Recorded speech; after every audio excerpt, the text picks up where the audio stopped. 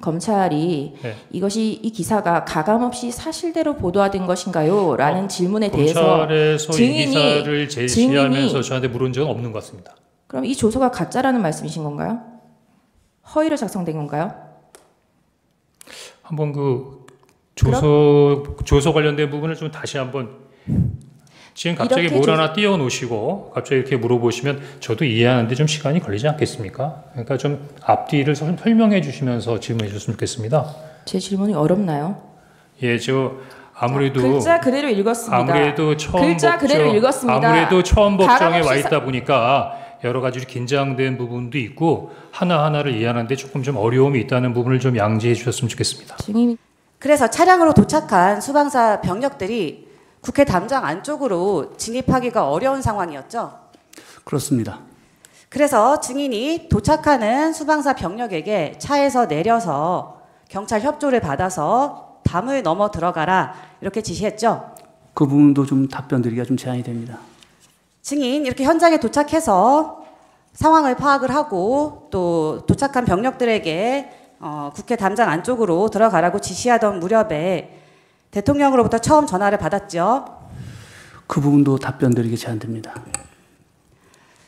증인 국회 국조특위에서 군인답게 당당하게 모든 것을 사실대로 밝히겠다 때가 되면 증인이 이 대통령의 위헌적인 지시에 관해서 진술할 수 있는 헌법재판소에서 진술할 수 있는 기회는 오늘입니다.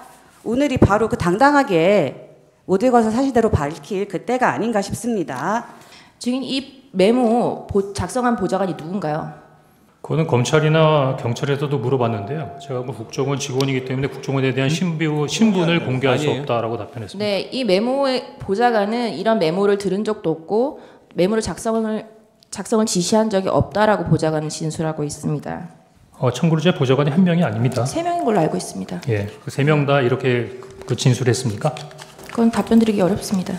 왜 답변 드리기 어렵습니까? 보좌관이 작성한 게 없다고 말씀하셨다고 하셨지 않습니까? 그러면 네. 제가 보기엔 그 중에 한 사람이 하긴 했네요. 그렇죠?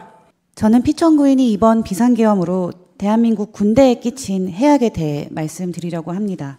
2022년 6월 24일 피청구인은 6.25 참전용사를 초청하여 메달을 수여했습니다. 그 메달의 이름은 평화의 사도 메달이었습니다.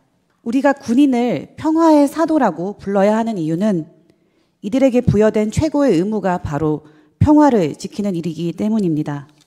설령 전쟁에 참여하더라도 군인의 행위는 궁극적으로 평화를 위한 수단이어야 합니다. 저는 14개월 딸아이를 둔 아기 엄마입니다. 계엄 당일 6태 후에 소파에 누워있다가 계엄 선포를 보고 바로 법조문을 확인하였습니다. 민주당이 다수당인데 금방 해제가 될 텐데 대통령이 검사인데 그 사실을 모를 리 없을 텐데 도대체 이게 무슨 상황인가? 역시나 금세 국회에 해제 의결이 있었고 계엄은 해제되었습니다. 그러나 참전 용사의 목에 평화의 사도 메달을 걸어주던 피청구인은 2년 뒤 군인들을 내란의 현장으로 내몰았습니다.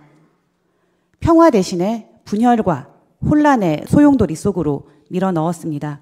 담화문을 찬찬히 읽어보았습니다. 제가 임신과 출산과 육아를 하느라 몰랐던 민주당이 저지른 폐악을 일당 독재의 파쇼 행위를 확인하고 아이와 함께 하려고 비워둔 시간을 나누어 이 사건에 뛰어들게 되었습니다. 저는 계몽되었습니다.